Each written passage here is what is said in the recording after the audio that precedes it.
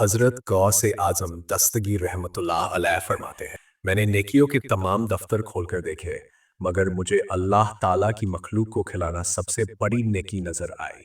آپ رحمت اللہ علیہ کی آرزو تھی، کاش مجھے یہ توفیق ملے کہ میں اللہ کی ساری مخلوق کو کھانا کھلا سکوں۔ دنیا جیب میں رکھنے کی چیز ہے، دنیا ہاتھ میں رکھنے کی چیز ہے، لیکن دل میں رکھنے کی چیز ہرگز نہیں۔ اچھے لوگ بھینس کی طرح ہوتے ہیں جو سوکھی گھاس کھا کر بھی قیمتی دودھ دیتی ہے، جبکہ برے لوگ سانپ کی طرح ہوتے ہیں جو میٹھا دودھ پی کر بھی ٹس لیتے ہیں۔ جو شخص لالچ کی جڑ کو کاٹ دیتا ہے وہ اپنے جسم کو حرام سے آزاد کر دیتا ہے۔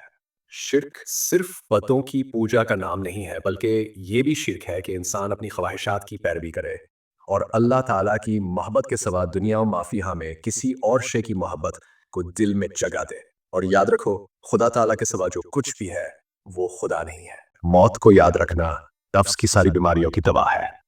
اس وقت تیرا ایمان پورا نہیں ہوتا جب تک زمین پر رہنے والے کسی ایک انسان کا ڈر بھی تیرے دل میں موجود ہے۔ اکثر نبوت بکریاں چرانے والوں کو ملی ہے اور ولایت کا درجہ غلاموں اور فقیروں کو عطا کیا گیا ہے۔ جتنا بندہ اللہ تعالیٰ کے سامنے جھکتا ہے اور جتنی عاجزی کرتا ہے اتنی ہی اللہ اسے بلندی عطا کرتا ہے۔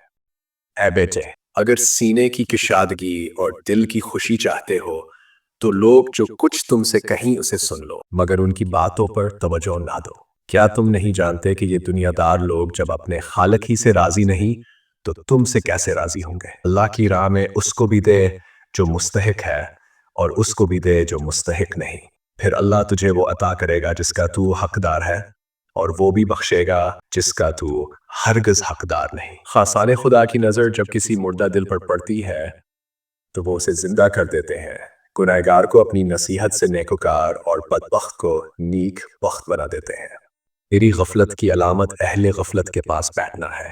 اللہ کا دوست وہی ہے جو مخلوق پر شفقت کرتا ہے، گناہ کے اسباب و ذرائع سے دور رہنے والا حکم الہی کا احترام کرتا ہے۔ میں تجھے وصیت کرتا ہوں کہ امراء سے باوقار طریقے سے مل اور فقراء کی بارگاہ میں عاجزی سے حاضر ہو۔ دعا کی قبولیت اور عطا کا اثر ظاہر ہونے کے وقت کے انتظار میں رہو، امید رکھو اور مایوس مت ہو۔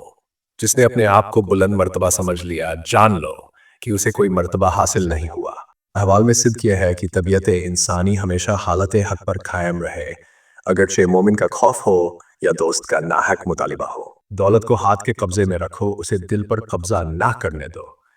ریاکار شخص کے کپڑے صاف ہوتے ہیں اور دل نجس ہوتا ہے۔ وہ مباح چیزوں میں رغبت کرتا ہے اور کمانے میں کاہلی کرتا ہے اور دین کے ذریعے کھاتا ہے۔ اپنے ظاہر کو شریعت کے ساتھ مشغول رکھ اور اپنے باطن کو حق تعالیٰ کے ساتھ۔ کبھی کسی ایسے شخص پر ظلم مت کرو جس کے پاس فریاد کے لیے اللہ کے سوا کوئی نہ ہو۔ اگر تم دنیا کے دروازے سے منہ پھیر لو اور اللہ کے دروازے کو منہ کر لو تو دنیا نکل کر خود تمہارے پیچھے آئے گی۔